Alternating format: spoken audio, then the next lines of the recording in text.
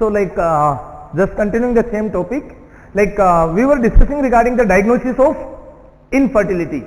So guys, we have already discussed regarding the differential diagnosis, like different reasons for the infertility.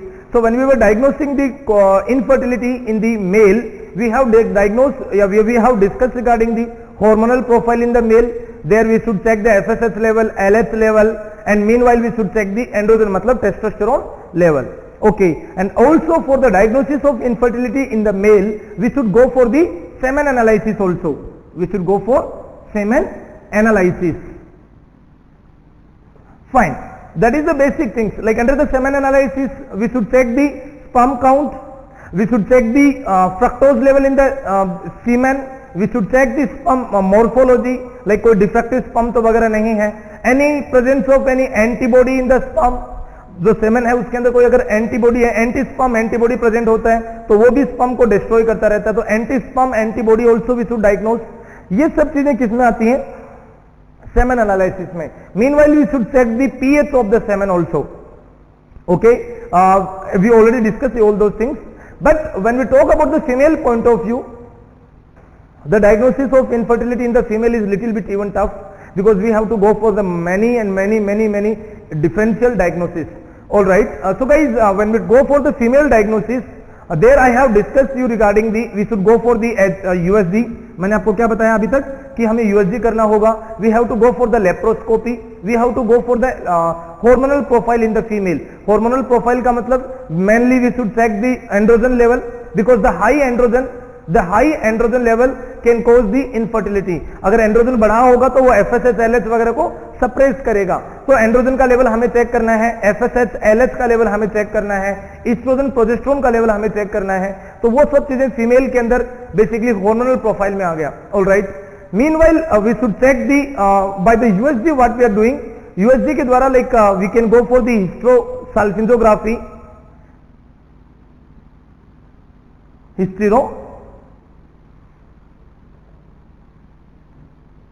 साल्फिंजोग्राफी. Hysterosalpingography मतलब इसके अंदर हम लोग क्या कर रहे हैं? Here we are diagnosing the, like we are going for the uterine examination, मतलब यूट्रस के अंदर की कैविटी की जांच कर रहे हैं हम लोग, यूट्राइन शेप के बारे में बात कर रहे हैं. Okay, other than that we are going to see salpingography. Salpingography means what? Examination of the fallopian tube. We are visualising the fallopian tube. Fallopian tube को एग्जामिन करना बहुत जरूरी होता है for the patency of fallopian tube. तो hysterosalpingography हम लोग कर सकते हैं या हिस्टेरोस्कोपी कर सकते हैं. हिस्टेरोस्कोपी का मतलब जस्ट द विजुअलाइजेशन या examination of the uterus by the help of ultrasonography. Alright, laparoscopy से हम लोग क्या करेंगे? With the help of laparoscopy, मैंने आपको बताया, with the help of laparoscopy we can go for the Rubin's test. हम क्या कर सकते हैं? रूबिन्स टेस्ट कर सकते हैं. या फिर with the help of laparoscopy we can examine the pouch of Douglas. याद होगा आपको पाउच ऑफ डगलस मैंने बताया था. I told you that about the pouch of Douglas that it is the peritoneal space. Pouch of Douglas का मतलब it is the peritoneal space which is present between the uterine cavity and the rectal cavity. तो uterine and rectal region के बीच में जो space है उसको हमने क्या नाम दिया था? Pouch of Douglas. तो उस एरिया को आपको एग्जामिन करना होता है, because pouch of Douglas should be examine. उसको कल्डोस्कोपी भी बेसिकली कह सकते हैं हम लोग. वहां पे लाइक कोई अब्सेंस ऑफ लाइक कोई इंफेक्शियस प्रोडक्ट वहां पर है, presence of any blood, any mucus, और like in case of ruptured ectopic pregnancy. So on all those conditions we should check the pouch of Douglas. Alright, next point. अब जैसे suppose USG की बात हो रही थी, लेप्रोस्कोपी की बात हो रही थी, मीनवाइल मैंने आपको क्या बताया, यूएसजी भी हम कर रहे हैं यूट्रस की और फेलोपियन ट्यूब की पेटेंसी को चेक करने के लिए. जब बात आ रही थी like when we were discussing regarding the fallopian tube patency, तो मैंने आपको एक इंपॉर्टेंट चीज बताई थी कि फेलोपियन ट्यूब की पेटेंसी आप कई जगह से देख सकते हो. You can go for the USG, you can go for laparoscopy, and you can go for the Rubin's test. इसके बारे में हमने शुरुआत में डिस्कस कर लिया था. रूबिन्स टेस्ट को हम लोग लाइक हम ऐसा भी कह सकते हैं फेलोपियन इनसफलेशन टेस्ट.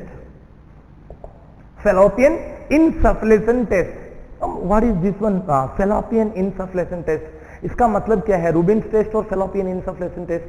मतलब देखिए यहां पर क्या है कि like we are basically insufflating the air और CO2 थ्रू द लाइक, देखिए हमें एक चीज के बारे में पहले ही पता है कि जो फेलोपियन ट्यूब है, fallopian tube it have a peritoneal opening, peritoneal opening. आपको याद होगा मैंने आपको बताया था इनफंडिबुलम, फेलोपियन ट्यूब का लास्ट पार्ट जो कि ओवेरीज की तरफ होता है, तो हम उसको अब्डोमिनल पॉइंट या बेसिकली हम उसको पेरिटोनियल पाउच के पॉइंट बोलते हैं फेलोपियन ट्यूब का। तो जो इनफंडिबुलम है उसके पास होते हैं ओवेरियन फिम्ब्रे या फिम्ब्रे होते हैं। तो ओवेरियन फिम्ब्रे जो होता है उसकी ओपनिंग कहां होती है? पेरिटोनियल कैविटी के अंदर, ये जो पेल्विक पेरिटोनियल कैविटी है वहां पे। वो जैसे ही सपोज कीजिए ओवुलेशन होता है, ओवम निकलता है, तो यही ओवेरियन फिम्ब्रे उसको कैच करता है। फाइन, तो what happens like if you push the air, अगर आप एयर पुश करते हो कहां से? अगर आप सर्विक्स के यहां से एयर पुश करते हो, that air through the uterus through the fallopian tube it will go to the peritoneal या it will go to the peritoneal cavity. So हमें क्या काम करना है? We have to push this air. अगर suppose कीजिए फेलोपियन ट्यूब की patency proper नहीं होगी, अगर फेलोपियन ट्यूब में कोई नैरोविंग या कोई ऑब्स्ट्रक्शन होगा, तो व्हाट विल हैपन, ये एयर यहीं पर ट्रैप हो जाएगी, आगे पेरिटोनियल कैविटी की तरफ नहीं जाएगी। और पेरिटोनियल ओपनिंग की तरफ जाएगी तो हमें इस एरिया में जब एयर आएगी तो हम लोग अस्कल्टेट कर सकते हैं दोनों साइड की बाइलेटरल, किसको? बाइलेटरल इलियाक फोसा वाले रीजन को, बाइलेटरल इलियाक फोसा को आप अस्कल्टेट करोगे तो एक हस्की साउंड जरूर क्रिएट होगा, अस्कल्टेटिव एक हस्की साउंड आएगा। वो साउंड किसका है? जो एयर आपने पुश की थी करीबन 100 mm ऑफ एचजी या 120 mm ऑफ एचजी के प्रेशर के साथ में, उस एयर के द्वारा वो साउंड आया था बेसिकली। तो रूबिन स्ट्रेस का मतलब बेसिकली हम लोग एयर इनसफल कर रहे हैं अंदर फेलोपियन ट्यूब के अंदर with the help of cervical cavity, uterine cavity, then fallopian cavity, just to check the patency. तो ये होता है इनसफलेशन टेस्ट और रूबिन टेस्ट। तो ये भी एक इनफर्टिलिटी का एक प्रॉपर डायग्नोसिस है, बिकॉज गाइज फेलोपियन ट्यूब की नैरोविंग अगर प्रॉपरली, अगर फेलोपियन ट्यूब नैरो है, फेलोपियन ट्यूब में स्टेनोसिस है, तो वो एक बड़ा एनाटॉमिकल डिफेक्टिव कोज बन सकता है फीमेल इनफर्टिलिटी का।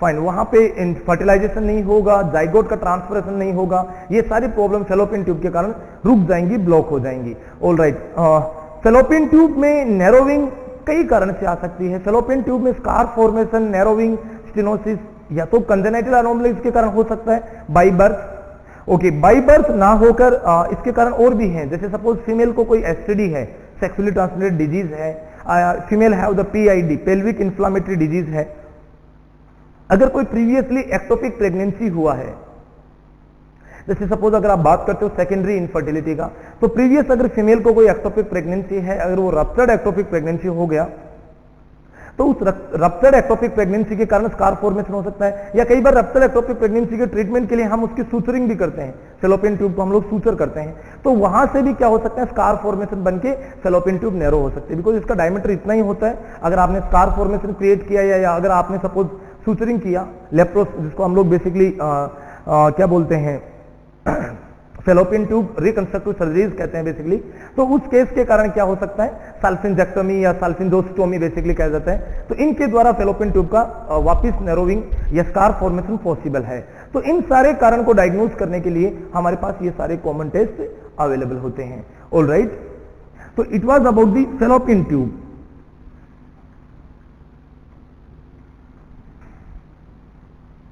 So when you go for the diagnosis, you should go for the firstly hormonal profile and meanwhile you should go for the ultrasonography. Ultrasonography के द्वारा हम लोगों को कई चीजें और भी देखनी होती हैं। We should check the size of Graafian follicle, जिसके बारे में हमने पहले ही बात कर लिया था।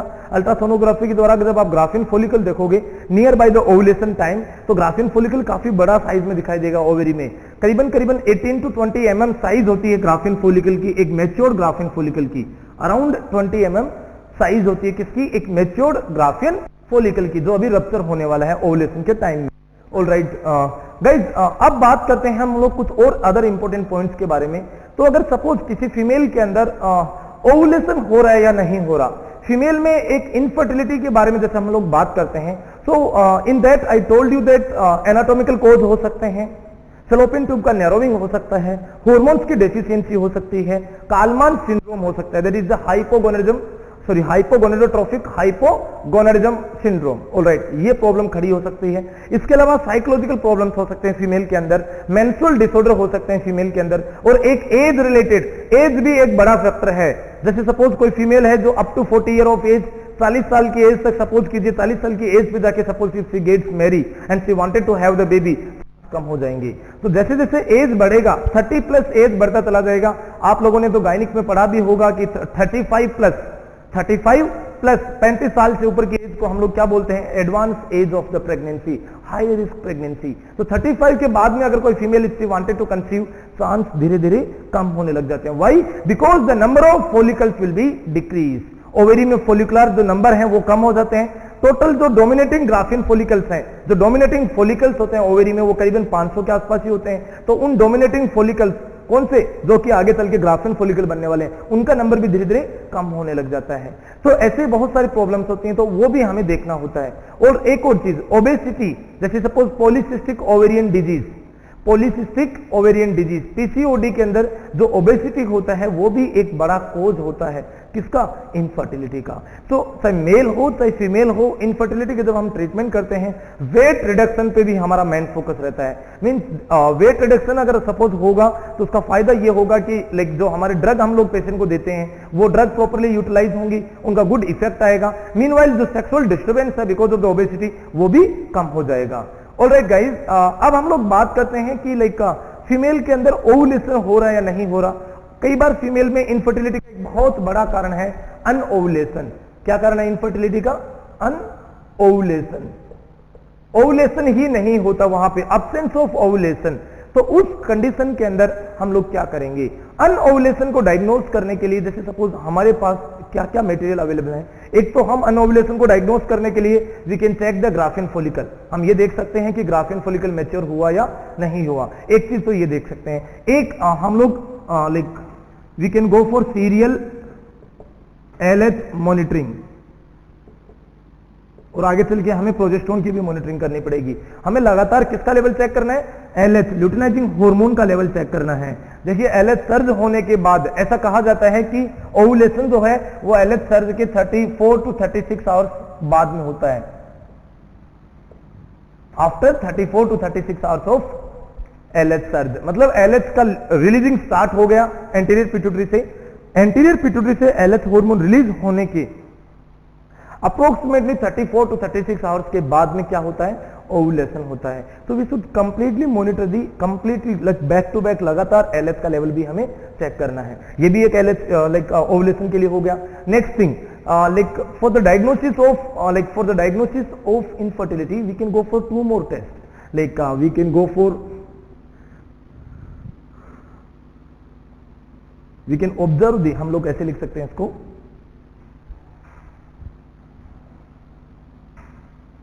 observe the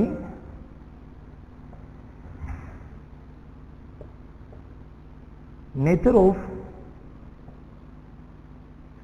cervical mucus. What we should do? We should observe the nature of cervical mucus.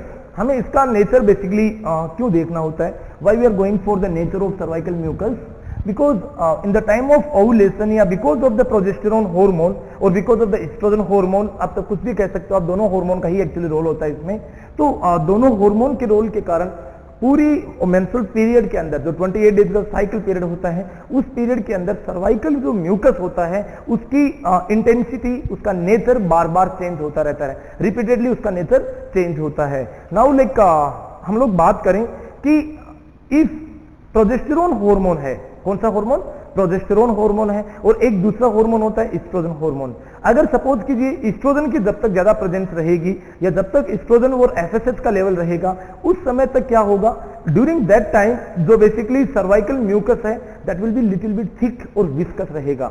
So with the presence of oestrogen and FSH,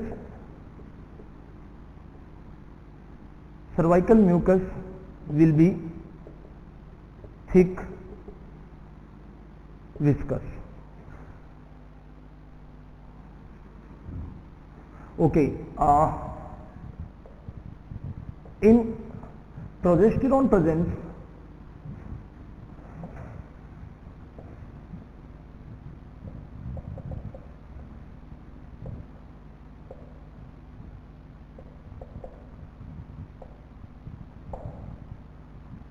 the mucus will be thin and watery. तो आपको difference समझ में आया? अब हमें क्या काम करना है, लाइक दो चीजें देखनी होती हैं। जैसे सपोज एक वर्ड आता है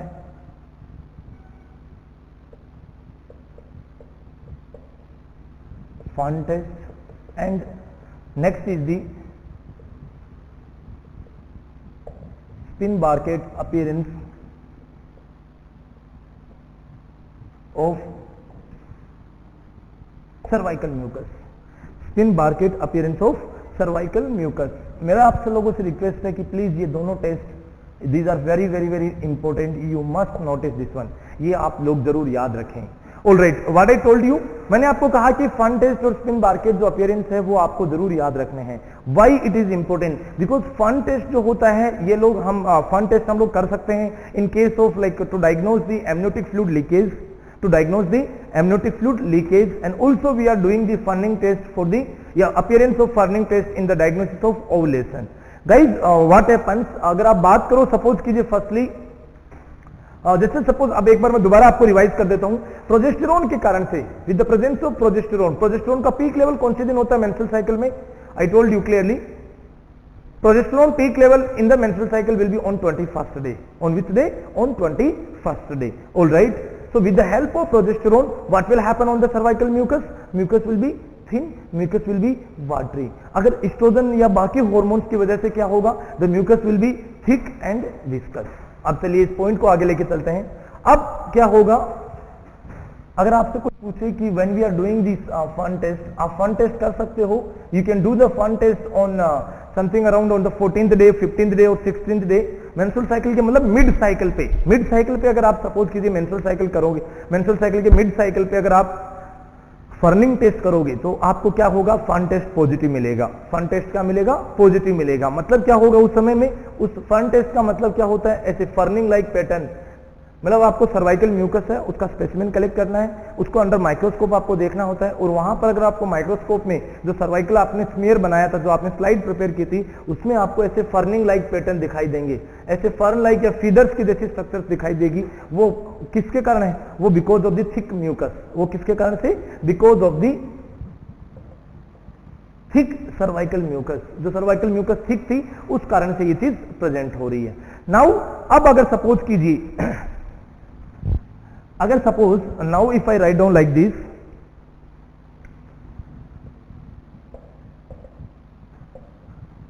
ferning pattern will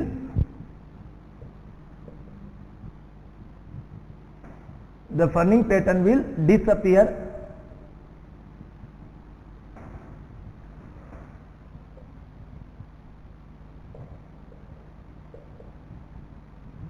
twenty-first day of menstrual cycle. मैंने क्या लिखा आप लोगों के लिए?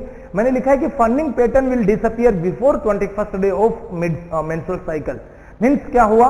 जैसे ही वहां पे किसके कारण? Because of high progesterone level, progesterone का लेवल बढ़ा, और प्रोजेस्टेरोन का लेवल बढ़ने से क्या हो गया? Mucus will B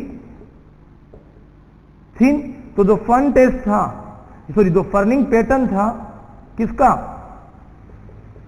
cervical mucus का, वो डिसअपियर हो जाएगा। जो म्यूकस फर्निंग पैटर्न कब आता है? Ferning pattern because of the thick viscous mucus के कारण आता है। जो म्यूकस थिक होता है, जो म्यूकस विस्कस होता है, उसके कारण से बेसिकली क्या होता है? फर्निंग पैटर्न अपीयर होता है। तो आप क्या देख रहे हो? आपने ये देखा कि सर मिड साइकिल में तो म्यूकस था वो थिक था, उसके कारण फर्निंग पैटर्न जो था सर्वाइकल म्यूकस का वो प्रेजेंट था। बट जैसे ही वहां पर प्रोजेस्टेरोन ने एंट्री मारी, किसकी एंट्री हुई? प्रोजेस्टेरोन की एंट्री हुई, इमीडिएटली जो म्यूकस था वो वाटरी नेचर का होने लग गया। ऑलराइट, बिकॉज प्रोजेस्टेरोन जो होता है वो मेनली डोमिनेट करता है किसको? सर्वाइकल ग्लैंड्स को। किसको? किनको डोमिनेट करता है? सर्वाइकल ग्लैंड्स को डोमिनेट करता है। तो बेसिकली जैसे ही वहां पर सर्वाइकल म्यूकस पहुंचा, तो जैसे ही वहां पर प्रोजेस्टेरोन की एंट्री हुई सर्वाइकल रीजन के अंदर, प्रोजेस्टेरोन ने म्यूकस को कैसा कर दिया? थिन कर दिया। तो जो फर्निंग पैटर्न था वो कैसा हो गया? डिसअपियर हो गया। तो एक चीज, दो चीज आपको याद रखनी है, एक है स्पिन बार्केट अपीयरेंस और एक फर्निंग पैटर्न। स्पिन बार्केट अपीयरेंस का मतलब वही म्यूकस का स्ट्रेचेबिलिटी। जैसे सपोज आपने देखा होगा लाइक स्पिन बार्केट का मतलब ऐसे, दिस इज दी स्ट्रेचेबिलिटी, मतलब आपने सर्वाइकल म्यूकस को यहां पर लिया, आपने ऊपर वाला फिंगर टच किया तो वो आपके साथ जाएगा, रबर की तरह, फाइबर की तरह। कौन? Cervical mucus. कब? अगर वो थिक होगा, अगर वो विस्कस होगा, तो उसको कहते हैं स्पिन बारकेट अपीयरेंस। उसको क्या कहते हैं? Spinnbarkeit appearance of the cervical mucus. Spinnbarkeit appearance कब अपीयर होगा? It is usually appear when the cervical mucus is, कैसे होगा? जब सर्वाइकल म्यूकस इज थिक। और कब होगा? Around mid cycle. ओके, जैसे ही सर्वाइकल म्यूकस का नेचर कैसा हो जाएगा? When the cervical mucus will become thin, what will happen? It will also disappear. Disappear due to high progesterone.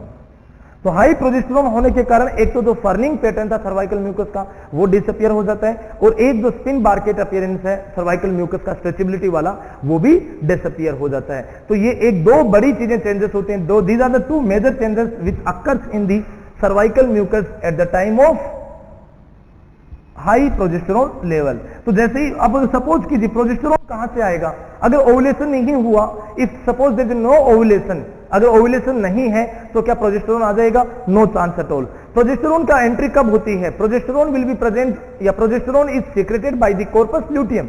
कहां से आता है प्रोजेस्टेरॉन? कॉर्पस ल्यूटियम के द्वारा आता है। अब हुआ क्या? कॉर्पस ल्यूटियम कब बनेगा? Whenever there is ovulation. अगर सपोज ग्राफिन फॉलिकल रप्चर हुआ, ओवम बाहर रिलीज हुआ, तभी तो जाके ऐसा आएगा कॉर्पस ल्यूटियम बनेगी from the ruptured piece of Graafian follicle.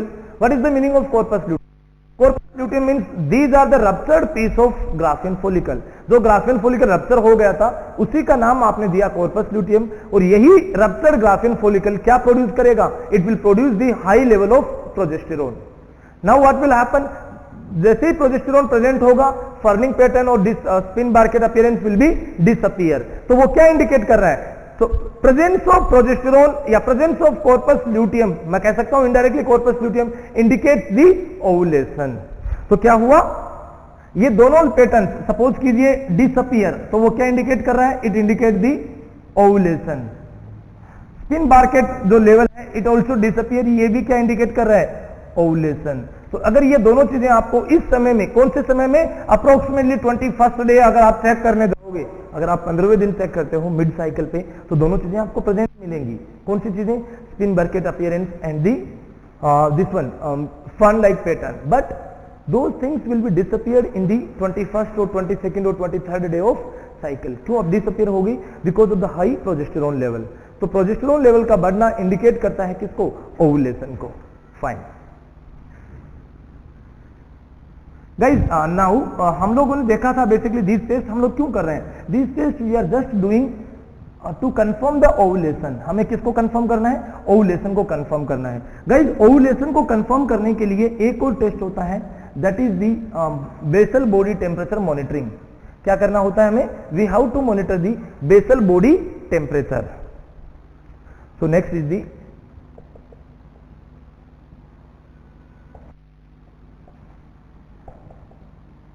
basal body temperature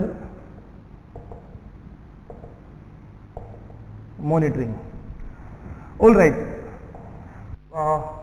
what happens? basal body temperature का मतलब female temperature will rise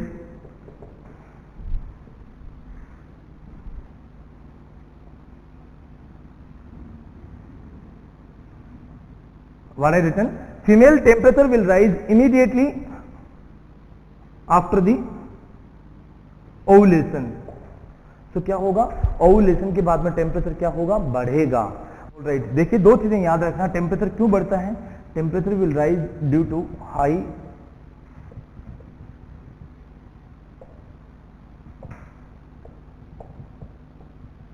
and because of neuro endocrine epinephrine. मतलब something we are talking about the adrenaline. इन दो कारण से basically क्या होता है? फीमेल का टेम्परेचर राइज होता है। कब? अब देखिए टेम्परेचर को चेक करने के लिए हमारे पास usually like body temperature monitoring, basal body temperature, female temperature will rise immediately after the ovulation. अगर सपोज कीजिए टेम्परेचर बढ़ता है तो उसको हम कहते हैं बाईफेजिक पैटर्न। अगर टेम्परेचर राइज नहीं होता है, फ्लैट टेम्परेचर रहता है, तो हम उसको क्या कहते हैं? Monophasic pattern.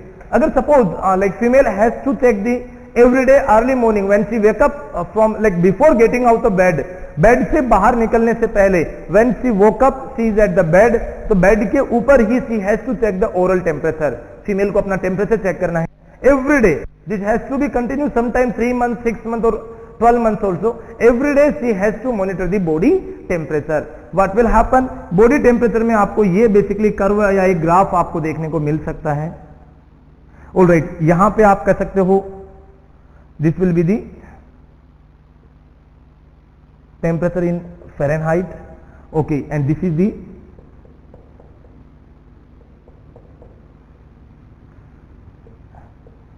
नंबर ऑफ या डेज ऑफ मेंस्ट्रुअल साइकिल। ये आपके मेंस्ट्रुअल साइकिल के दिन हो गए। यहां पर टेम्परेचर आपका आ रहा है 96, 97 डिग्री, 98 डिग्री, 99 डिग्री, इसके बीच में आपके छोटे वाले डॉट वाले पॉइंट है। Okay, what will happen like suppose this is the 98.6 degree, तो most probably what will happen before the ovulation, किससे पहले?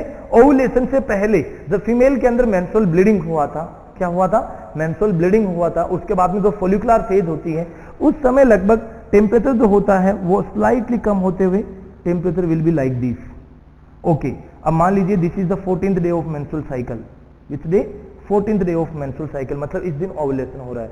तो when you will see that अगर suppose if there is a ovulation, अगर biphasic pattern है वही हमें चाहिए। मोनोफेजिक पैटर्न का मतलब ओवुलेशन नहीं होता। Monophasic pattern means no ovulation, biphasic pattern means ovulation is present, ovulation is present.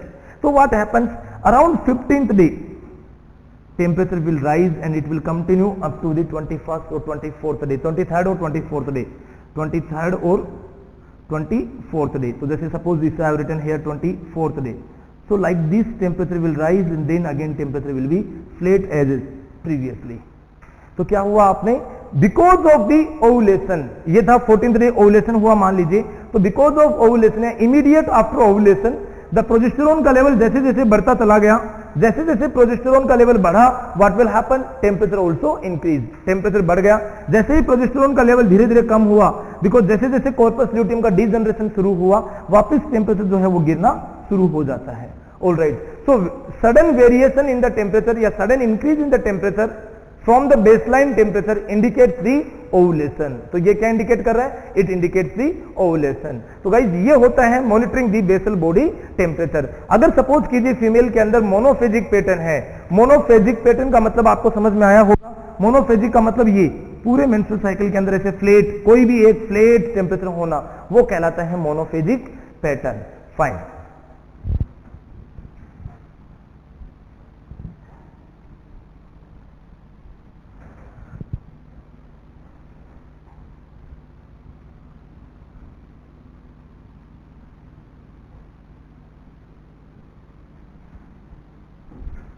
So guys, this is all about the diagnosis of infertility in the female. Now we will begin with the another topic, that is the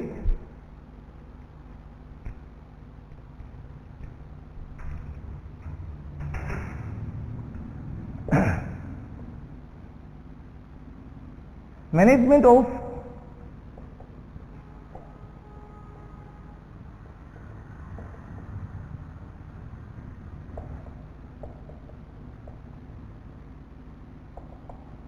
So let's discuss regarding the management of infertility in the female, sorry in the male.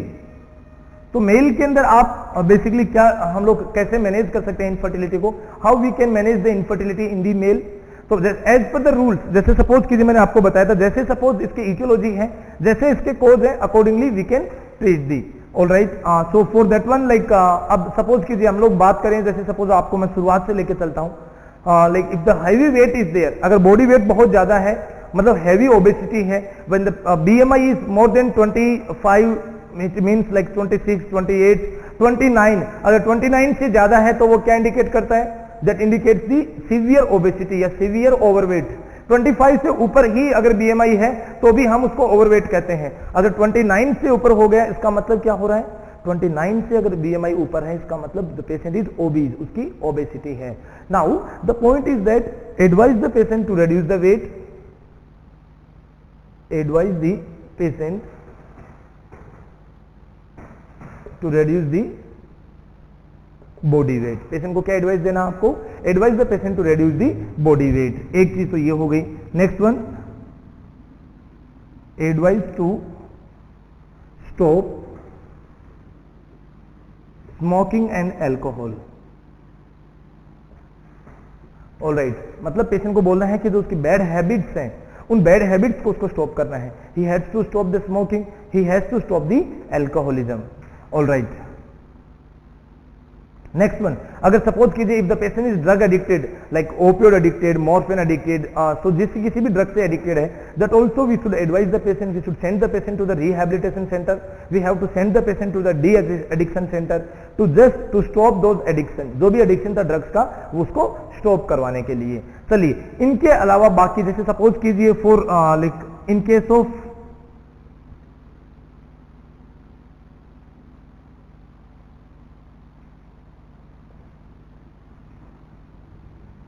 एक बड़ी common problem है erectile dysfunction. अगर suppose कीजिए erectile dysfunction की problem है, तो अगर erectile dysfunction होगा तो क्या प्रॉब्लम होगी? There will be difficulty in the coitus. किसमें प्रॉब्लम आएगी? कोइटस में डिफिकल्टी होगी, फर्स्ट थिंग। एंड कोइटस में डिफिकल्टी के अलावा इरेक्टाइल डिसफंक्शन के अंदर द इंसेमाइनेशन, जो स्पर्म है उनका जो डिपोजिशन होना होता है हाई वेजाइनल रिंग में, जो वेजाइना का अपर पार्ट है near by the cervical point, वहां पे सेमेन का डिपोजिशन या स्पर्म का डिपोजिशन नहीं हो पाएगा because of the erectile dysfunction. Erectile dysfunction के लिए पेशेंट को दो चीजों की जरूरत होती है। Patient needs the psychological support की जरूरत होती है, पेशेंट रिक्वायर्ड दी साइकोलॉजिकल सपोर्ट। मीनवाइल अगर आप सपोज कीजिए इरेक्टाइल डिसफंक्शन में अगर बात करो आप किन चीजों की, if you talk about the drug, कि हम पेशेंट को क्या ड्रग एडवाइस कर सकते हैं, so in the drug there is a famous drug that is the sildenafil, sildenafil बोलते हैं इसको या साल्डेनफिल। इसके अंदर basically like same famous brand name is Viagra, so sildenafil या वियाग्रा के नाम से जाना जाता है। ये इरेक्टाइल डिसफंक्शन के लिए बेस्ट ड्रग दी जाती है। ओके, साल्डेनफिल या वियाग्रा का जो डोज होता है we can start from the 50 mg, we can increase up to 250 mg और 300 mg। Alright, according to the response of the patient, patient का कैसा रेस्पॉन्स आ रहा है उसके अनुसार हम लोग क्या कर सकते हैं, वियाग्रा या साल्डेनफिल का डोज कम ज्यादा कर सकते हैं। When to give this drug, हमें ये ड्रग पेशेंट को कब देनी चाहिए? This drug to be given 1 hour before the coitus. Means couples के सेक्सुअल इंटरकोर्स करने से 1 घंटा पहले जो मेल पार्टनर है उसको ये ड्रग देनी चाहिए, साल्डेनाफिल, या इसको हम लोग वियाग्रा के नाम से भी जानते हैं। ओके, इसका डोज कितना देना है वो according to the response of the patient, means we can increase the dose, no issue in that. All right, this is the management of erectile dysfunction.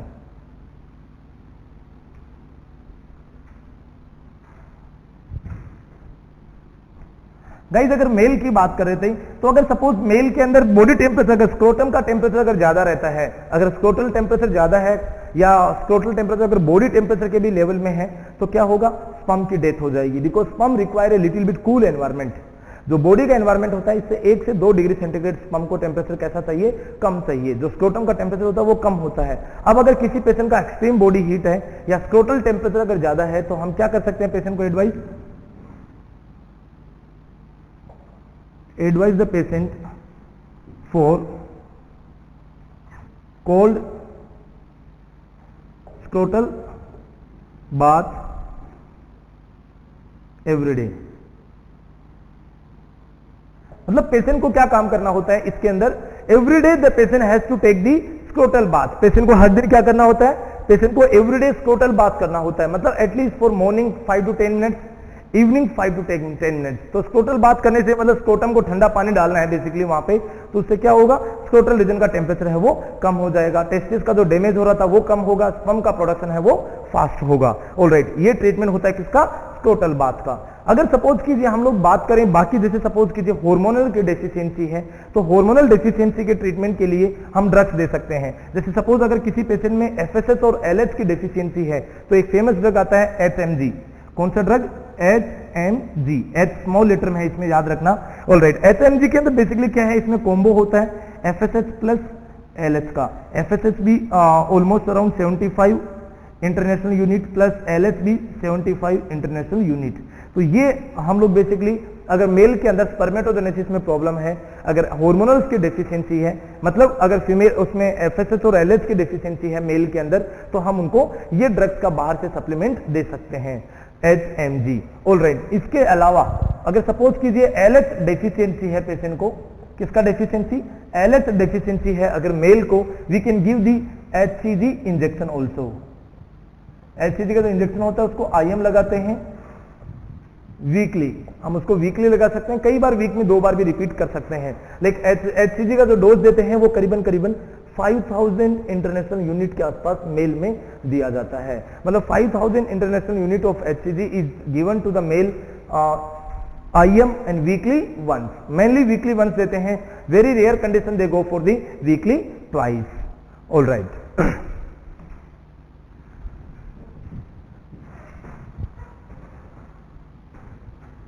Now, अगर सपोज कीजिए if there is no spermatogenesis, to treat the spermatogenesis, spermatogenesis की process को fast करने के लिए हम mail में क्या काम करेंगे? तो मेल में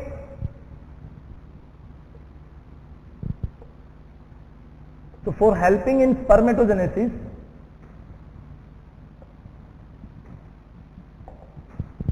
spermatogenesis के लिए we can advise the patient for clomiphene,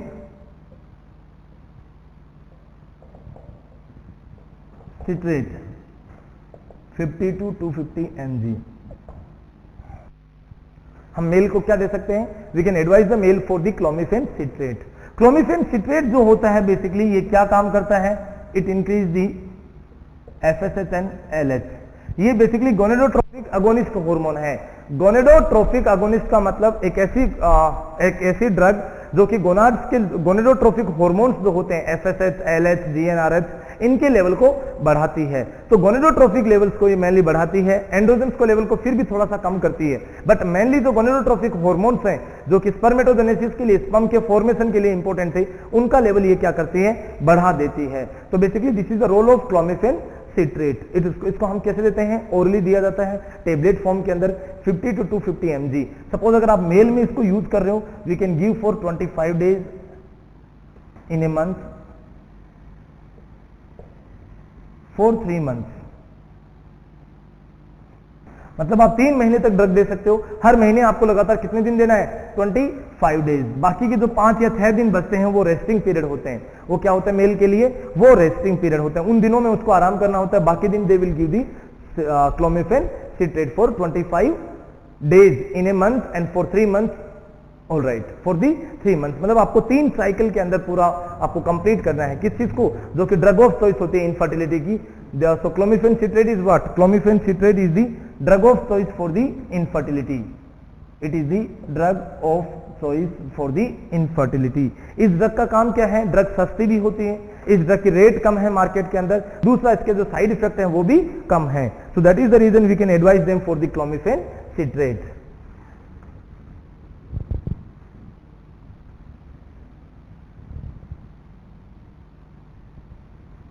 fine, now let's go to the other points. अब हम लोग बात करते हैं कुछ बाकी और मुद्दों के बारे में। So guys, when we are discussing regarding the male point of view, male के पॉइंट से हम लोग इनफर्टिलिटी के ट्रीटमेंट की जब हम बात करते हैं, सो ऑल्सो एक और चीज यहां पर, अगर suppose we should treat the hydrocele, hydrocele को हमें ट्रीट करना है, we should ligate the spermatic vein for the treatment of varicocele तो हमें वेरिकोसिल के ट्रीटमेंट के लिए हमें क्या करना पड़ता है, जो स्पर्मेटिक वेन है, ये जो टेस्टिकुलर वेन है, उसका हमें क्या करना है, लाइगेशन भी करना है। तो वेरिकोसिल का ट्रीटमेंट बहुत जरूरी है, हाइड्रोसिल का ट्रीटमेंट जरूरी है। मैंने कहा था इसके कारण से स्पर्म पूलिंग हो सकता है, एपिडिडाइमिस जो है उसको बेसिकली क्या हो सकता है, उस पर प्रेशर क्रिएट हो सकता है। गाइस एपिडिडाइमिस जो होता है, जहां पे स्पर्म का स्टोरेज होता है, स्पर्म को नरिशमेंट मिलता है, स्पर्म को एनर्जी मिलता है, ये एपिडाइमिस के कौन से पार्ट में बेसिकली स्पर्म जो है वो स्टोर होते हैं, या स्पर्म जो होते हैं उनको एक जगह पे डिपॉजिट किया जाता है या एनर्जी देते हैं, तो वो प्लीज याद रखना एपिडाइमिस के टेल वाले पार्ट में। जैसे सपोज मैंने आप लोग जब जीआईटी पढ़ते हो तो जीआईटी में हम लोग पढ़ेंगे कि पेनक्रियाज के कौन से एरिया में, which part of pancreas contains more amount of Langerhans cells. तो जो बेसिकली एंडोक्राइन सेल्स हैं पेनक्रियाज की, वो उस पेनक्रियाज के टेल में होती हैं। सिमिलरली बेसिकली जो एपिडिडाइमिस होता है, जो ट्यूब है, ट्यूब स्पेस है जहां पे स्पर्म का स्टोरेज हो रहा है, स्पर्म का मैच्योरेशन हो रहा है, नरिशमेंट हो रहा है, तो वो कहां पर होता है, वो भी एपिडिडाइमिस के टेल वाले पोर्शन में होता है। Fine, so we should treat the varicocele and hydrocele. Varicocele के ट्रीटमेंट में क्या हुआ था, जो बेसिकली वेन थी वो डायलेट हो चुकी थी, तो उन डायलेटेड वेन को आपको क्या काम करना है, लाइगेट करना है। ओके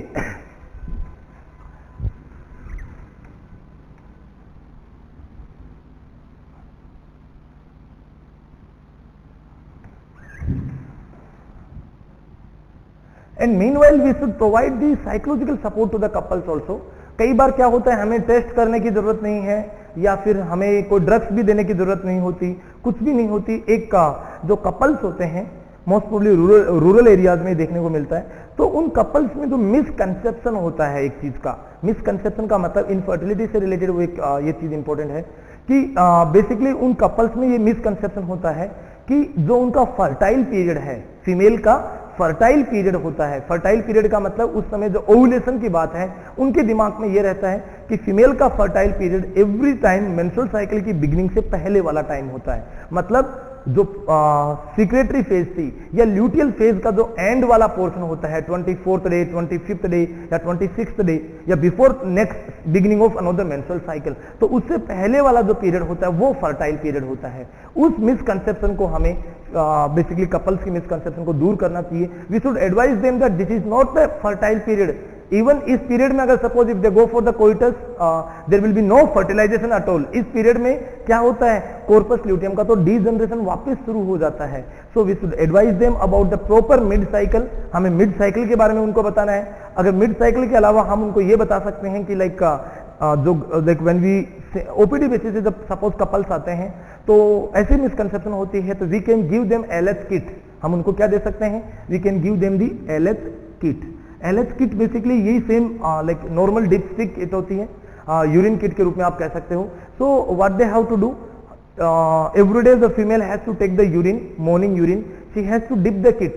तो किट को क्या करना होता है, डिप करना होता है। ये एक डिप स्टिक टेस्ट है, बेसिकली रैपिड किट जो हम लोगों ने ग्लूकोज की या प्रोटीन के लिए जो किट आती हैं, तो सेम लाइक दैट ये भी एक एलएच किट वैसी है। तो they have to dip the kit. अगर सपोज कीजिए जो एलएच किट है वो अगर ब्लू कलर में बदल जाए, if from the normal yellow is slight yellowish colour से अगर वो ब्लू कलर में चेंज हो रहा है, इसका मतलब वहां पर क्या है, एलएच हार्मोन का सर्ज स्टार्ट हो गया है। वो किसको किसको इंडिकेट करता है, एलएच सर्ज को। मतलब एलएच सर्ज का मतलब the LH hormone releasing start हो गई है। The LH hormone is started to release from the anterior pituitary. तो उस किट के बारे में आपको उनको एडवाइस देनी है कि अगर सपोज उनका किट जब तक ब्लू आता है वो पीरियड उनके लिए लाइक वो पीरियड जो है वो फर्टाइल पीरियड है। The female has to go for the vigorous coitus during the LH surge period, because उस समय क्या होगा, ओव्यूलेशन होगा, and you during that time if they go for the coitus definitely there is a chances of fertilization. Fine guys, आगे चलते हैं।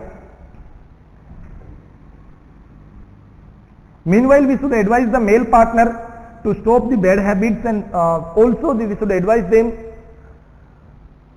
we should advise them for the to consult with their co-partner। हमें advice करना होता है male partner को कि अगर कोई भी क्वेरी है या if they have any kind of doubt और any kind of misunderstanding, so they should discuss with their co-partner, with their female partner।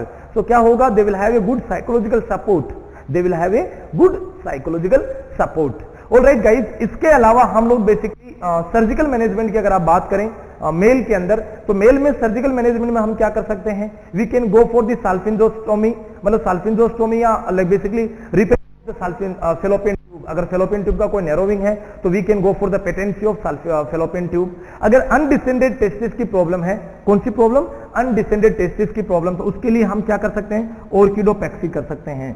ये याद रखना, एक इंपॉर्टेंट सर्जरी होती है, किसके लिए, this is surgery is done between the age of 2 to 3 year of age. जब बच्चे की एज 2 से 3 साल के आसपास होती है, हम उसी समय इसको कर देते हैं ऑर्किडोपैक्सी। ऑर्किडोपैक्सी का मतलब this is the treatment for that undescended testis. Testis को डिसेंड करवाया जाता है, कहां पर, स्क्रोटल रीजन के अंदर। टेस्टिस थे कहां पर, अभी अटके हुए थे, किसमें, इंग्वाइनल कैनाल के अंदर।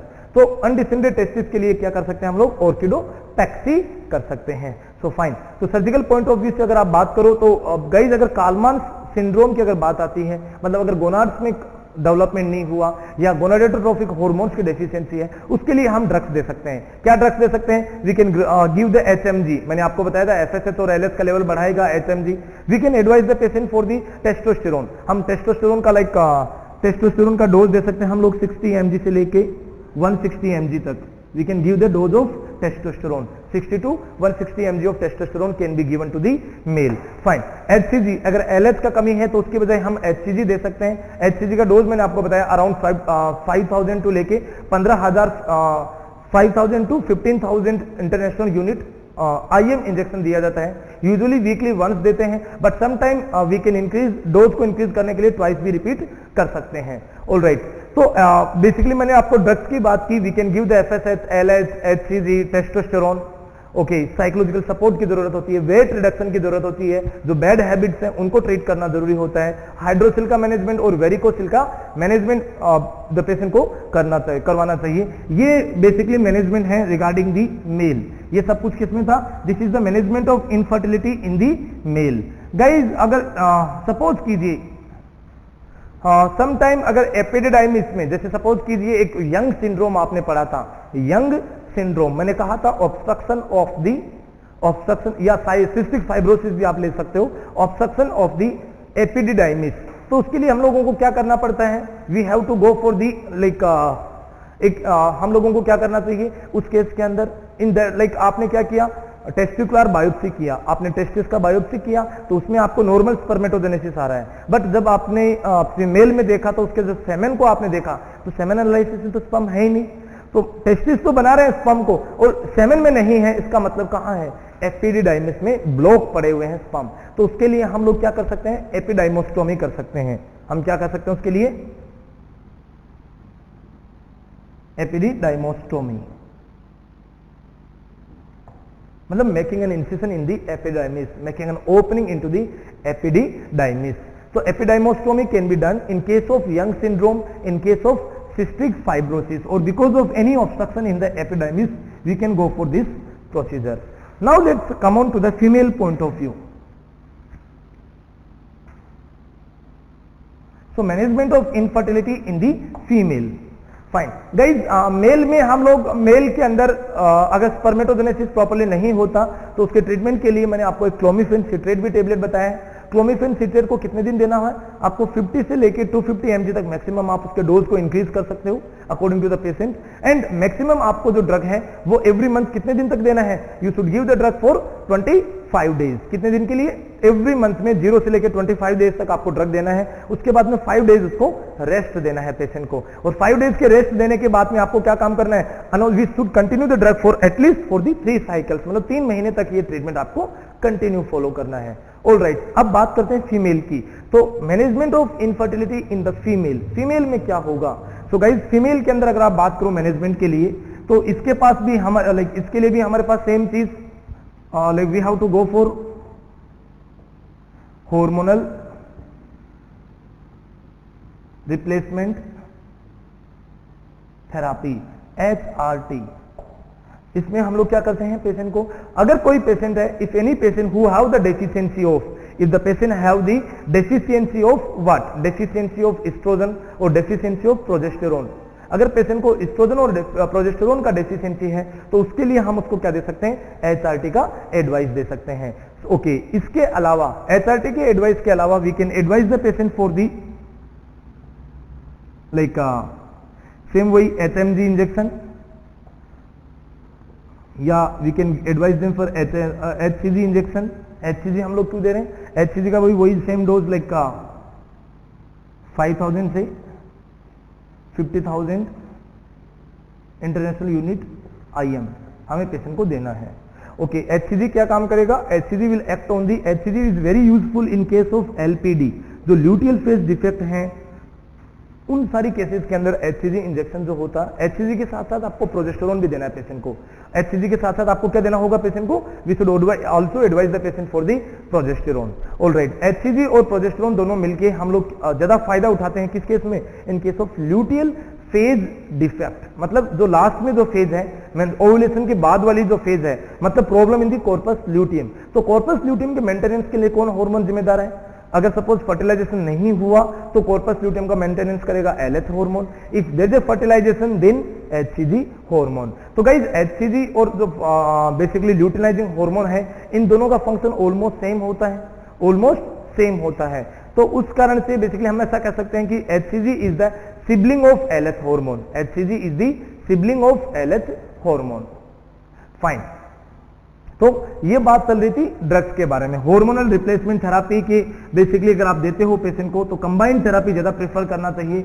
If you give alone oestrogen it is dangerous for the female because it can cause carcinoma, it can cause breast carcinoma, endometrial carcinoma, so you should not give the alone oestrogen. Fine, इसके बाद में अगर आप drugs की बात करो तो we should go for the clomiphene citrate.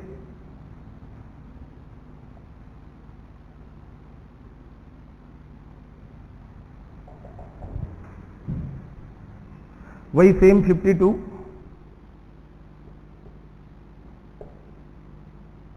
250 mg dose orally, 52 250 mg dose clomiphene citrate. Alright, तो गाइज क्लोमिफेन सिट्रेट जो है ये बेसिकली यहां पर फीमेल में like in case of female के केस में क्लोमिफेन सिट्रेट क्या काम करेगा? क्लोमिफेन सिट्रेट इज एन, आप ऐसा कह सकते हो, एंटी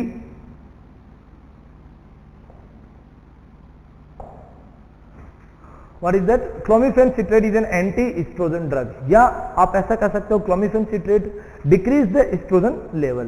तो एंटी एस्ट्रोजन ड्रग है, तो क्लोमिफेन का काम क्या है? Clomiphene is a गोनेडोट्रोफिक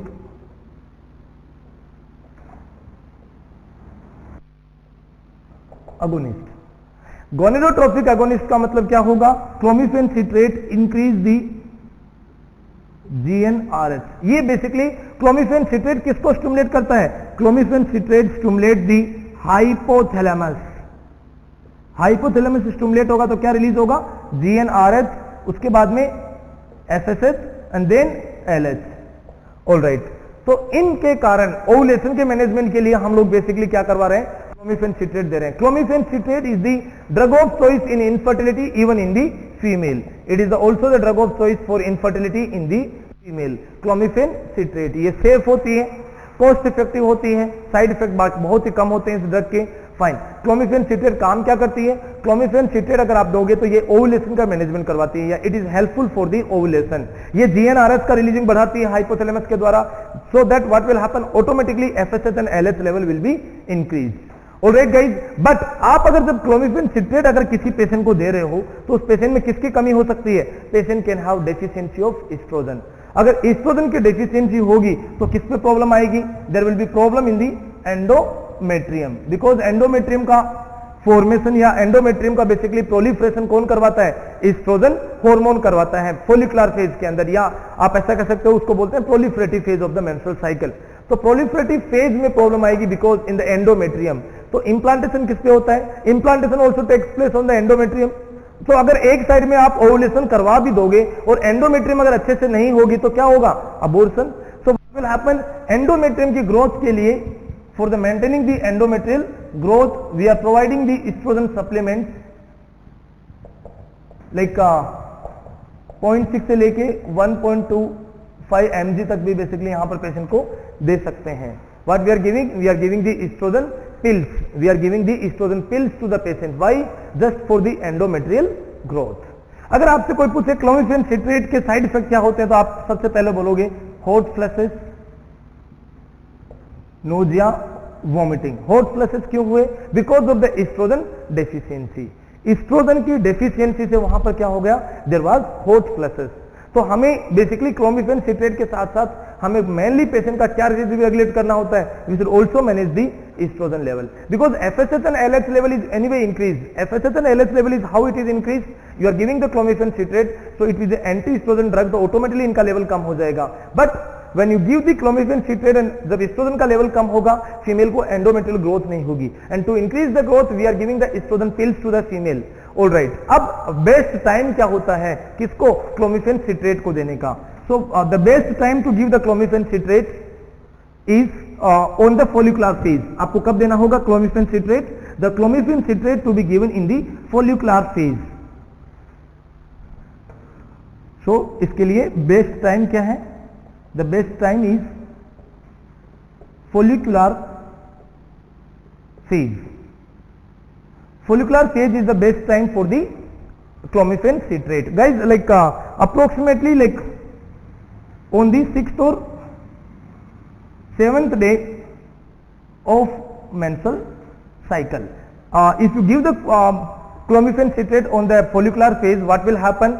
Follicular phase में किसका लेवल इंक्रीज होता है? FSH का level. So that is the only our target. Our target was the ovulation. We have to increase the size of Graafian follicle. So to increase the size of Graafian follicle, what will happen? We give the clomiphene citrate. It will suppress the estrogen and it will stimulate the hypothalamus to release the GnRH. Once the GnRH is released, what will happen? Anterior pituitary will release more amount of FSH. So our target is over. We have to develop the Graafian follicle. हमारा target क्या था? Graafian follicle को बड़ा करना, उसको 20 mm size तक पहुंचाना ताकि ओवुलेशन हो सके। So clomiphene citrate to be started in the follicular phase around the 6th or 7th day of the menstrual cycle, and the drug to be continue for 5 to 6 days. मतलब हमें drug को कितने दिन देना है? Daily हमें एक tablet देना है 5 to 6 डेज के लिए। 50 mg का डोज से स्टार्ट करके मैक्सिमम 250 mg तक जा सकते हैं। We have to give the drug for 5 to 6 days. Now what happens? Ovulation occurs. Ovulation occurs. Ovulation कब होगा? Ovulation occurs after the 6 to 7 days of stoppage of the drug. मतलब आपने क्या किया? सपोज फॉर एग्जांपल आपने 6th day menstrual cycle के, मान लीजिए ब्लीडिंग स्टार्ट हुआ 1 जनवरी को, 1 तारीख को ब्लीडिंग स्टार्ट हुआ, तो आपने 6th जैन को आपने क्या दीजिए? 6 तारीख को आपने क्लोमिफेन सिट्रेट दिया, and you should continue the drug. 6 तारीख को दिया आपने, 12 तक कंटिन्यू दिया 6 दिन के लिए। नाउ आपने ड्रग बंद कर दिया, 12th को आपने बंद कर दिया ड्रग 6 दिन के देने के बाद में। अब क्या होगा? उसके बाद फीमेल में ओवुलेशन कब होगा? Ovulation occur 6 to 7th day of stoppage of the drug. तो इसके 6 दिन के अंदर 12 के अंदर 6 और जोड़िए, 18th और 19th डे क्या होगा? ओवुलेशन होगा। So did you understand that? 18th और 19th डे क्या होगा? Ovulation. So the couples they should go for the vigorous coitus. उनको कोइटस के लिए फोकस करना चाहिए कौन से टाइम में? इस ओवुलेशन के टाइम में। So guys, this is the dose of, या this is the role of clomiphene citrate for the female. Clomiphene citrate के अलावा हम लोग कुछ और भी ड्रग्स दे सकते हैं, लाइक क्या क्लोमिफेन सिट्रेट देने के कारण से लाइक ट्विन प्रेगनेंसी की या मल्टीपल प्रेगनेंसी की रिस्क होती है? डेफिनेटली होती है। Clomiphene citrate can cause 5 to 7% chances या मैक्सिमम ऑफ 10% चांस, 10% भी नहीं होते, यूजुअली 5 to 8% के आसपास चांसेस होते हैं। किस चीज के? ट्विन प्रेगनेंसी के या मल्टीपल प्रेगनेंसी के। मतलब आपने क्लोमिफेन सिट्रेट दिया तो because of the high FSH level, FSH का लेवल बढ़ेगा, and because of that what can happen, there will be the chances of double ovulation, मतलब 2 ओवम एक साथ मैच्योर हो सकते हैं, या दोनों साइड के ओवेरी जो है वो रप्चर हो सकते हैं। तो क्लोमिफेन सिट्रेट के कारण पेशेंट को क्या हो सकता है? ट्विन प्रेगनेंसी की रिस्क जो होती है वो काफी हद तक बढ़ जाती है। Now other than the clomiphene citrate हम लोग कुछ और ड्रग भी दे सकते हैं, लाइक सेम लाइक उनका एक्शन भी something like similar to the clomiphene citrate ही होगा। तो 2 more drugs, that is the goserelin and goserelin. 2 और ड्रग हम लोग यूज कर सकते हैं। वो ड्रग कौन सी हैं? ग्यूसरलिन एंड ब्यूसरलिन। ब्यूसरलिन और ब्यूसरलिन को भी यूज करने के कारण ट्विन प्रेगनेंसी की, किसकी, ट्विन प्रेगनेंसी की जो रिस्क है वो 20% तक बढ़ जाती है। सो इनके कारण, ट्विन प्रेगनेंसी के कारण ब्यूसरलिन और ब्यूसरलिन को देने के कारण से पेशेंट को मल्टीपल प्रेगनेंसी की रिस्क होती है, वो कितनी ज्यादा होती है, 20%। तो क्लोमिफेन सिट्रेट से ज्यादा चांसेस होते हैं, या compare to clomiphene citrate they are more risky for the twin pregnancy.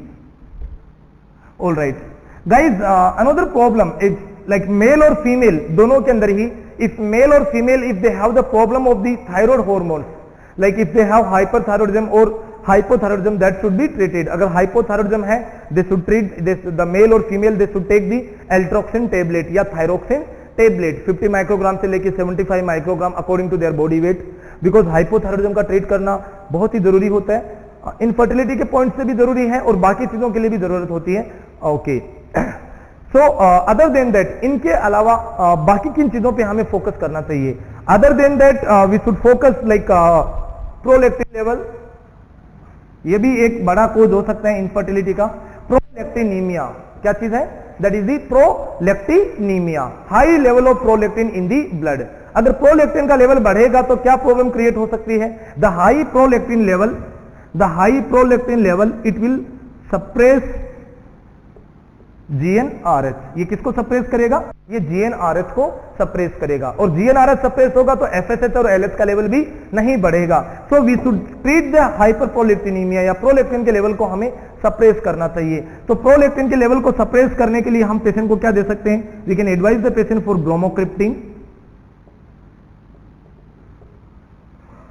तो prolactin basically anti dopamine drug होती है, ये डोपामाइन के लेवल को सप्रेस करता है प्रोलैक्टिन। तो हमें कुछ ऐसी ड्रग्स देना चाहिए जो डोपामाइन के लेवल को बढ़ाती हैं। So we can advise the patient for the bromocriptine. So bromocriptine will decrease the level of prolactinemia या प्रोलैक्टिन लेवल। प्रोलैक्टिन का लेवल बढ़ सकता है because of the anterior pituitary carcinoma, because of the anterior pituitary adenoma. अगर anterior pituitary में कोई suppose कीजिए कोई ट्यूमर फॉर्मेशन हो गया and like which is called as like anterior pituitary tumour, या एंटीरियर पिट्यूटरी के लिए हम लोग ऐसे कह सकते हैं पिट्यूटरी मैक्रोएडिनोमा, उस केस में प्रोलैक्टिन का लेवल बढ़ सकता है and that should be treated with the bromocriptine. Fine guys, this is the overall management for the infertility in the female. Now let's go for the some of the other management like that is the ART. जैसे suppose female के अंदर कुछ suppose like we can go for some of the basic things, like if the female have some sort of congenital problems like severe Kallmann syndrome की अगर problem है, या हम लोग ऐसा कह सकते हैं कि देयर जो हाइपोथैलेमस लीजन्स हो सकते हैं, एंटीरियर पिट्यूटरी लीजन्स हैं, और कुछ ऐसे कंडीशंस होती हैं like the conditions where the ovary is already destroyed, ovaries are not at all working, ovaries are atrophied. उस कंडीशंस में क्या करना होगा? इन दोज कंडीशंस, या अगर मैं मेल की बात करूं तो मेल में जैसे सपोज हमने बात किया था टेरेटोजूस्पर्मिया या डिफेक्टिव स्पर्म, जिसको हम लोगों ने बेसिकली बोला था, उस कंडीशन के अंदर एक ही ऑप्शन बचता है हमारे पास। If you give the drug it will not be effective, you give the clomiphene citrate, you give the buserelin buserelin, it will not be effective. तो अब हमें क्या करना पड़ेगा? In that condition we have to go for the ART। What is the full form of ART? That is the artificial reproductive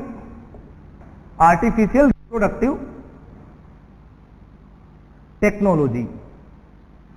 artificial reproductive technology, it will be very helpful. Artificial reproductive technology little bit expensive होते हैं, they are costly होते हैं, उनकी failure rate भी ज्यादा है, but there is no option for the female or there is no option for the male for the management of infertility. So last option is the ART, artificial reproductive technology. What are the basic things, what are the different technology which are used in the ART? ART के कारण भी एक बड़ी risk होती है, that is the chances of twin pregnancy is increased so much. Drugs को compare करते हुए भी इन ART टेक्निक्स के कारण से ट्विन प्रेगनेंसी रिस्क काफी हद तक ऑलमोस्ट आप ऐसा कह सकते हो 60 to 70% चांस बढ़ जाते हैं, किसके? मल्टीपल प्रेगनेंसी की। फाइन, इसके अंदर under the ART we will study about, हम लोगों के लिए इंपॉर्टेंट एक तो पॉइंट आता है जैसे suppose gift.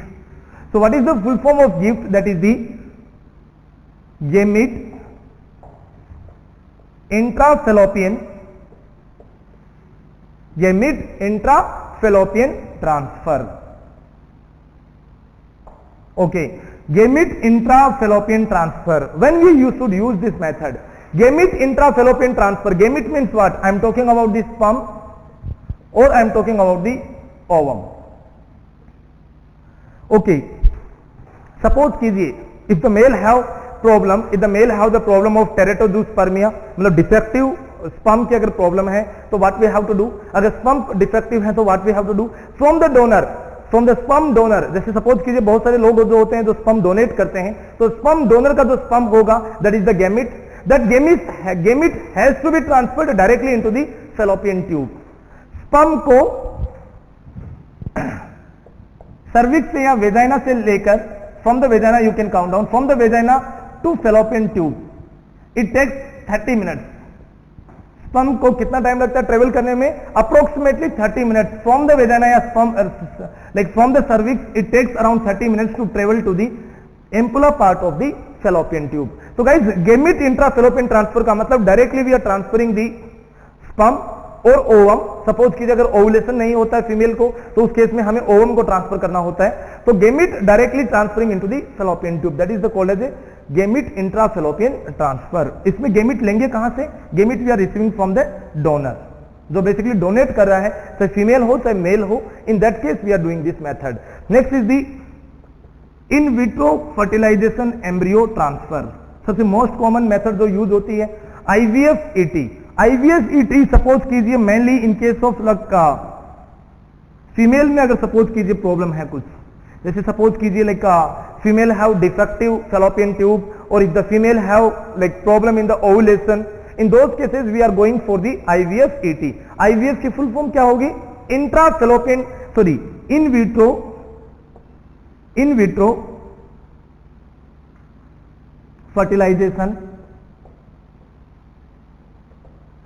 vitro fertilization embryo transfer. Embryo transfer, this is the basic full form of the IVF ET. तो आपने इन विट्रो का मतलब आउटसाइड द बॉडी, कहां पे? लैब में with the help of different chemicals आपने क्या किया? फर्टिलाइजेशन करवाया outside the body. And what will happen? Fertilisation के बाद में जो बेसिकली जो जाइगोट था, फर्टिलाइजेशन के बाद क्या बना? जाइगोट. गाइस जाइगोट का दूसरा नाम, zygote is also called as conceptus. Zygote को हम क्या कह सकते हैं? जाइगोट को हम लोग कह सकते हैं conceptus. Conceptus means the product of conception, conceptus. तो जाइगोट को हमें क्या करना पड़ता है? जाइगोट को थोड़ा सा और मैच्योर करवा के हमें क्या बनाना पड़ेगा? We have to create like embryo. Embryonic stage को हमें क्या करना पड़ेगा? ट्रांसफर करना पड़ेगा. All right. So the embryo stage is transferred directly into the uterine cavity. तो क्या लिखा मैंने? In vitro fertilisation embryo transfer. Embryo को कहां ट्रांसफर कर सकते हो? You can directly transfer the embryo into the end part of the fallopian tube, that is the near by the uterine cavity. So ये एक सेकंड मेथड है in vitro fertilisation embryo transfer. ये एक one of the most common method है किसकी? ART की, artificial reproductive technology की, IVF ET. IVF ET के अलावा there is another method like GIFT. Okay, एक तो था GIFT, that is the gamete intrafallopian transfer. एक है GIFT. GIFT means zygote intrafallopian transfer. ये भी एक सिमिलर ही मेथड है almost. Zygote intrafallopian transfer.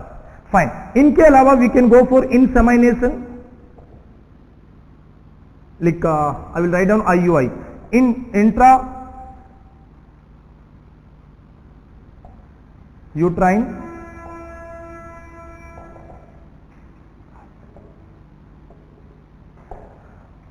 this method, this one intrauterine insemination means semen. Yeah, I'm talking about the sperm. Directly deposition of the sperm or semen into the high part of the vagina. तो हम लोग इस method में क्या करेंगे? We are just depositing semen in high upper ring of vagina. तो वेजाइना का जो अपर पार्ट है, देखिए the part which is near by the cervix, हम उस पार्ट में ले जाके क्या करें? We are transferring the semen. Because the ejaculatory failure, pre ejaculation या अर्ली इजैकुलेशन या डिफेक्टिव इजैकुलेशन, अगर मेल में कोई प्रॉब्लम है, तो in that case what we are doing, we are just collecting the semen from the male and directly transferring into the uterine cavity, or we are transferring the semen into the cervical cavity or the upper part of the vagina. उसको कहते हैं हम लोग IUI, intrauterine insemination. तो guys, this is the another method. Intrauterine insemination के अलावा एक और मेथड है for the patency of the fallopian tube. Fallopian tube की पेटेंसी के लिए हम लोग एक प्रोसीजर कर सकते हैं, उसको कहते हैं कैन्युलेशन. कौन सा प्रोसीजर है? Cannulation. Why we are doing the cannulation procedure? Cannulation is doing just for the patency of fallopian tube, for the patency of fallopian tube. Okay, for the making the patency or to opening the fallopian tube, for the patency of fallopian tube we are doing the procedure that is the cannulation. So guys, till now we have discussed regarding the management of infertility. We discussed regarding the management of infertility in the female. Meanwhile we discussed management of infertility in the male और female. Mainly वहां पर हमें drug regimen देना होगा. Drugs में suppose याद रखना, the drug of choice for infertility is the clomiphene citrate. The dose starts from the 50 mg, maximum we can go for up to 250 mg. Clomiphene citrate, अगर male की बात करूं मैं from male point of view, तो male में clomiphene citrate का क्या काम होगा? In male clomiphene citrate will increase the level of FSH and LH. All right, and female में भी सेम ही काम करेगा, एफएसएच और एलएच का लेवल बढ़ाएगा और एस्ट्रोजन का लेवल है वो कम करेगा. Okay, so this is the overall regarding the management of infertility. You please focus on the management of infertility. Clomiphene citrate के क्या साइड इफेक्ट होते हैं, कब इसको देते हैं, क्या बेस्ट टाइम होता है मेल के लिए, और फीमेल में इसको कब दिया जाता है, कब स्टार्ट करते हैं, और क्लोमिफेन सिट्रेट को देने के बाद में फीमेल में कब ओवुलेशन होगा, उन सब चीजों के बारे में हमें पता होना चाहिए. Other than that reproductive technologies, that is the gift, IUI, इन सब के बारे में, या इनविट्रो फर्टिलाइजेशन, इनका एक कॉमन कॉम्प्लिकेशन होता है मल्टीपल प्रेगनेंसी. इनकी फेलियर रेट भी ज्यादा होती है. Okay guys, this is all about the management of infertility. Other than that कुछ पॉइंट्स और आपको याद रखने हैं. That is the like if the female is going for any kind of radiation therapy और any kind of chemotherapies, and if the female family is not completed, in still she is not fertile, means if she don't have the kids or baby, what they can do, the doctors can preserve the ovum. वो क्या कर सकते हैं? Female का जो ovum है उसको preserve कर सकते हैं, because ovum preservation is very much necessary. Why it is necessary? Because like as I told you earlier that the drugs like chemotherapeutic drugs and the radiation therapy it can destroy the ovary. ये ovary का पूरा atrophy करवा सकते हैं, female में menopause की जैसी condition create करवा सकते हैं, ओवुलेशन को स्टॉप कर सकते हैं. So at least to preserve the ovum, अगर ओवम को प्रॉपरली प्रिजर्व करेंगे तो क्या होगा वहां पे, at least in the female in the future के अंदर जो गैमिट है, मतलब जो फीमेल का खुद का अपना गैमिट है वो यूटिलाइज किया जा सकता है. That is the advantage of the preservation of the ovum. So guys, this is all about the infertility. Kindly go through the questions, just revise the topic again and again. And when you go through the questions, you should focus on the management, and meanwhile you should focus on the different syndrome. और जो मैंने आपको anatomical defect वगैरह बताए थे उनके ऊपर focus करना. Mainly question will arise from them. And meanwhile the drug clomiphene citrate, it is very important. Usually they ask the question from that point also. Thank you.